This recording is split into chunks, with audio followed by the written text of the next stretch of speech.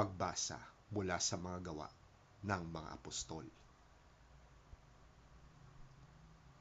Napakatigas ng ulo ninyo. Ayaw ninyong magbago ng inyong kalooban. Ayaw ninyong dinggin ang katotohanan mula sa Diyos. Kung ano ang ginawa ng inyong mga ninuno, yun din ang ginagawa ninyo ngayon.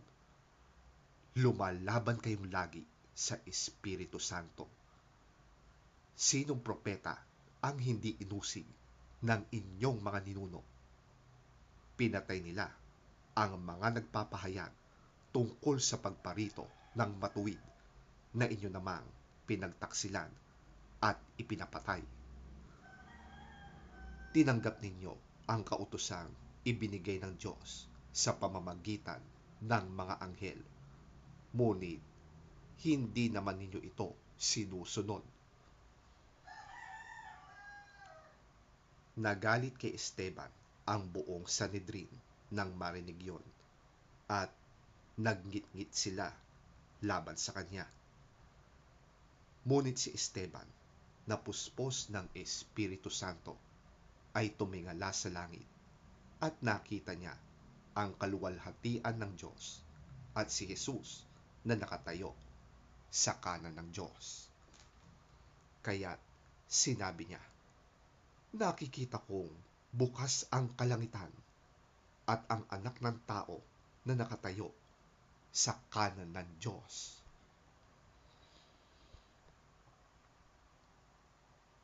Tinakpan nila ang kanilang tenga at nagsigawan. Pagkatapos, sabay-sabay nilang sinugod si Esteban at kinaladkad palabas ng lunsod upang batuhin.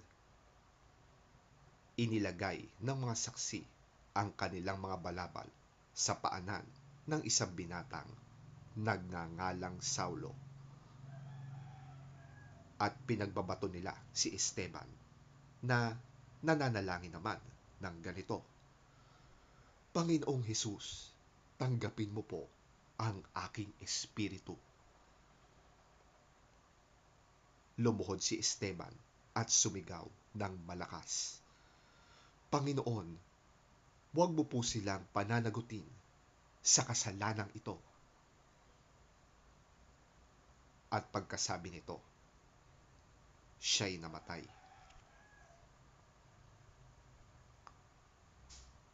Kasang-ayon si Saulo sa pagkapatay kay Esteban. Nang araw na yon, nagsimula ang mahigpit na pag-uusig laban sa iglesia sa Jerusalem. At maliban sa mga apostol, ang lahat ng sumasampalataya ay napunta sa iba't ibang lugar sa lupain ng Judea at Samaria.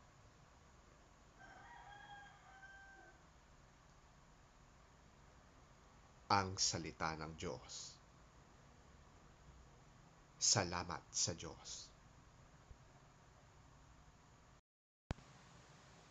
Ang mabuting balita ng Panginoon ayon kay San Juan.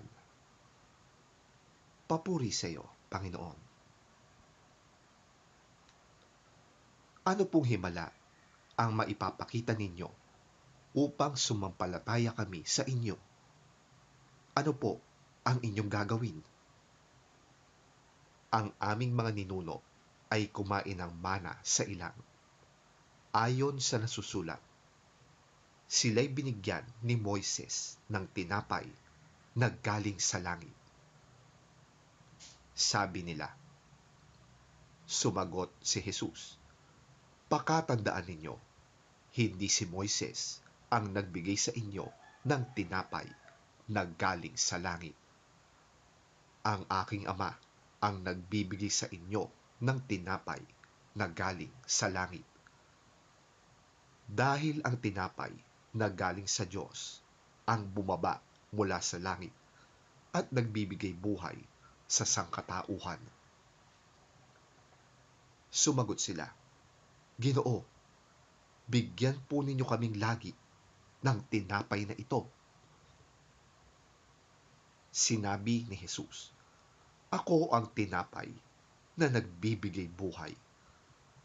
Ang lumalapit sa akin ay hindi na magugutom kailanman, at ang sumasampalataya sa akin ay hindi na mauuhaw kailanman.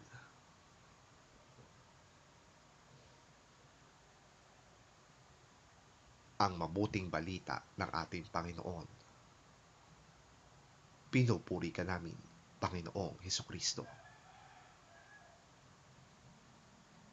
What miracle will you perform so that we may see it and believe you? What will you do?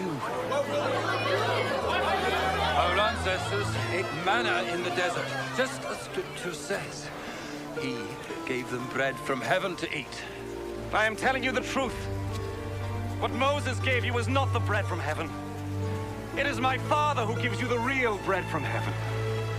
For the bread that God gives is he who comes down from heaven and gives life to the world. I am the bread of life. Those who come to me will never be hungry. Those who believe in me will never be thirsty.